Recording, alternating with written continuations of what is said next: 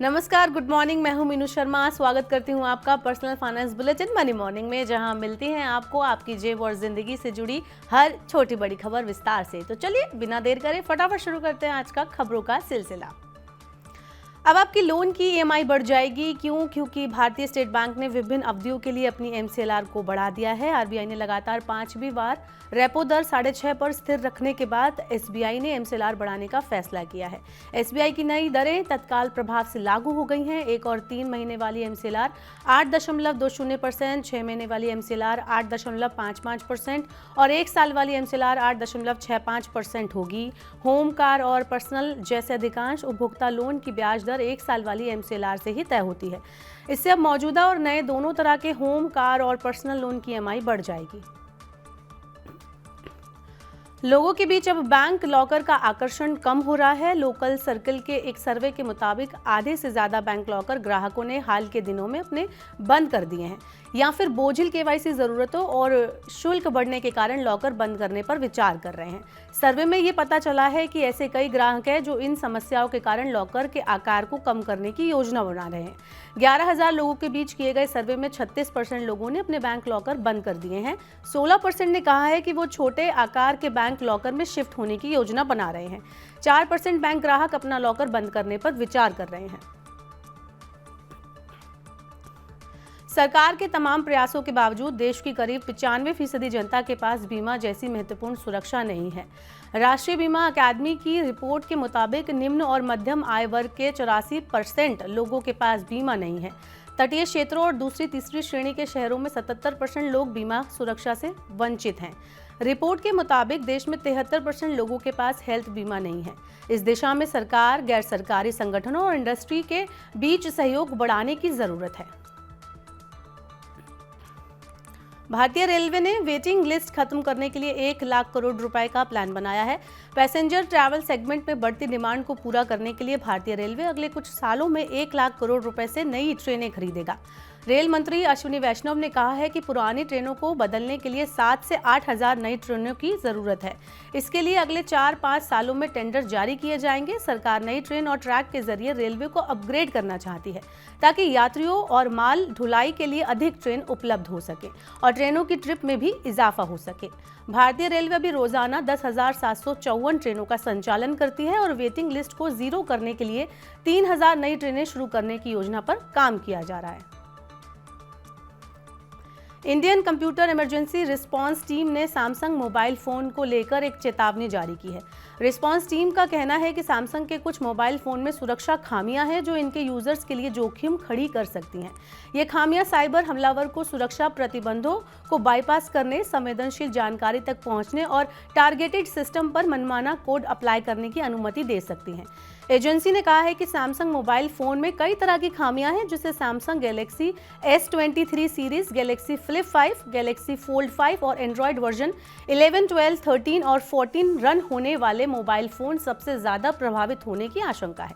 सरकार ने यूजर्स को सैमसंग के आधिकारिक सिक्योरिटी एडवाइजरी में उपलब्ध कराए गए सिक्योरिटी अपडेट्स को सही ढंग से अपडेट करने के लिए सलाह दी है।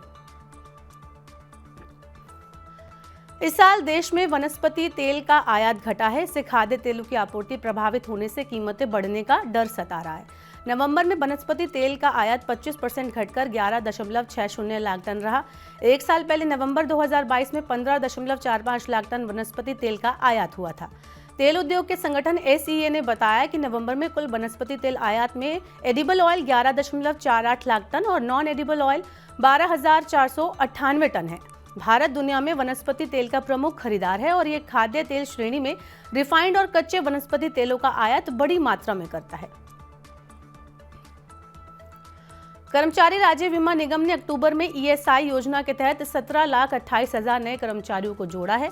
अक्टूबर 2023 में करीब 23,468 नई कंपनियां रजिस्टर्ड हुई और ESIC की सामाजिक सुरक्षा के दायरे में आई। इससे पता चलता है कि अक्टूबर महीने में युवाओं के लिए अधिक नौकरियों का सृजन हुआ।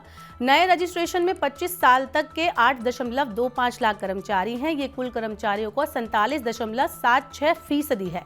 आंकड़ों के अनुसार अक्टूबर में शुद्ध रूप से 3.31 लाख महिलाएं ESI योजना के लिए रजिस्टर्ड हुई हैं। जुलाई सितंबर तिमाही में घरों की कीमत में वृद्धि के लिहाज से भारत वैश्विक स्तर पर 18 स्थान चढ़कर 14वें स्थान पर पहुंच गया है। नाइट फ्रैंक इंडिया के अनुसार इस दौरान देश में घरों का मूल्य सालाना आधार पर 6% बढ़ा।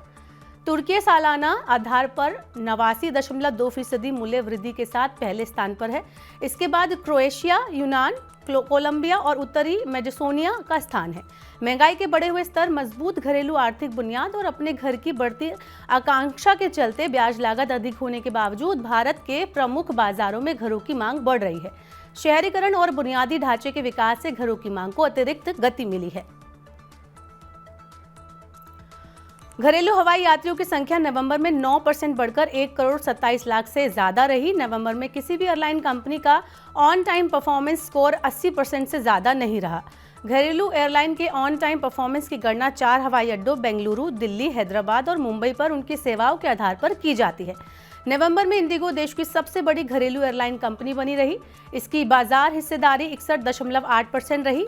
एयर इंडिया की बाजार हिस्सेदारी नवंबर में 10.5% रही। हवाई यात्रियों की बढ़ती संख्या को देखते हुए दिल्ली हवाई अड्डे पर मई 2024 तक फुल बॉडी स्कैनर लगाया जाएगा। अगले साल मई तक कंप्यूटर टोमोग्राफी एक्सरे भी स्थापित होगा। कंप्यूटर टोमोग्राफी एक्सरे स्कैनर लग जाने के बाद यात्रियों को हवाई अड्डों पर सुरक्षा जांच के दौरान इलेक्ट्रॉनिक उपकरण को अपने सामान से अलग नहीं निकालना होगा। अभी हवाई अड्डों पर सुरक्षा जांच के दौरान यात्रियों को इलेक्ट्रॉनिक सामान निकालकर अलग से ट्रे में रखना होता है। और अब आज की आखिरी खबर भी हवाई यात्रियों से जुड़ी हुई है। साल 2024 में देश के 25 और हवाई अड्डों पर डीजी यात्रा सुविधा उपलब्ध कराई जाएगी।